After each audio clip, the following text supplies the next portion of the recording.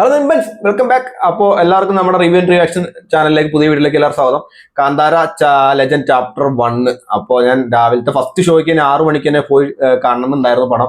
അപ്പോൾ അതെന്തായാലും കണ്ടു. അപ്പോൾ പടം written and directed by Rishab Shetty. അണ്ണ സമ്മതിച്ചു, അണ്ണ കീട്ടില്ല സാധനം. ഇങ്ങനെ വേണം പടം പിടിക്കാൻ. പിന്നെ പടത്തിലുള്ളത് ജയറാം, രുക്മിണി വസന്ത്. അയ്യോ ഒന്നും പറയണ്ടോ ഇവരെ പടം.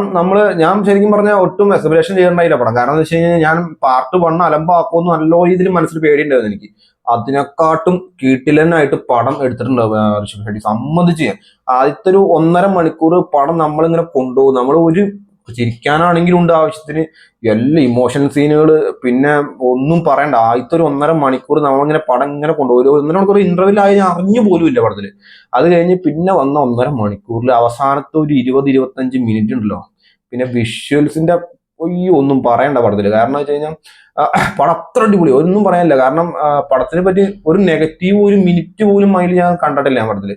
കാരണം വിഷ്വലായാലും കഥയായാലും ഡയറക്ഷൻ ആണെങ്കിലും തിരക്കഥ എല്ലാം ഒരു രക്ഷയില്ല പടത്തിൽ. അപ്പം ഞാൻ കണ്ടത് അങ്കമാലി ഒരു മൈ സിനിമാസ് എന്ന് പറഞ്ഞ തിയേറ്ററിലാണ് കണ്ടത്. 4K മാക്സിമം തിയേറ്ററിൽ തന്നെ ഫസ്റ്റ് വാച്ചാണ് സിനിമ. 4K തന്നെ മാക്സിമം കാണാൻ പറ്റി അത്രയും നല്ലതായിരിക്കും. കാരണം അത്ര വിഷ്വലൊക്കെ നല്ല രസമാണ് പടത്തിൽ.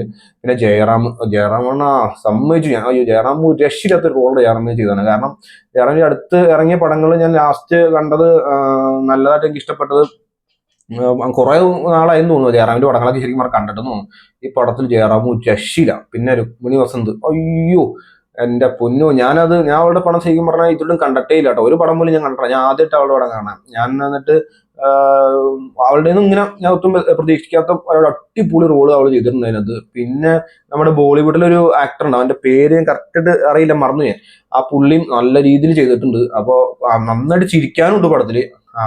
പിന്നെ പടത്തില് വിഷ്വൽസ് ആണ് മെയിൻ സംഭവം. വിഷ്വൽസ് നമ്മള് എത്ര 125 കോടി ബഡ്ജറ്റ് കണ്ട പടം പിടിച്ചാണ്. 125 കോടിയിൽ ഇത്ര അടിപൊളിയാക്കി പിടിക്കുന്ന ഒട്ടും പ്രതീക്ഷയില്ല.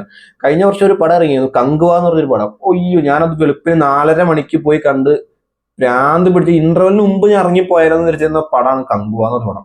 ആ പടം പിടിച്ച ശിവ എന്ന് പറഞ്ഞ ഡയറക്ടർ, എന്റെ പൊന്നെ ആളെ, ഒന്ന് പോയി പടം പോയി കണ്ടു നോക്കുക. അപ്പൊ പടത്തെ എന്താ പിടിച്ച സംഭവം എന്താണെന്ന് ഇപ്പൊ കാണിച്ചു തരും. പിന്നെ ഈ കൊല്ലം ഇറങ്ങിയത് കൂലി എന്ന് പറഞ്ഞ പടം പോയി കണ്ടു.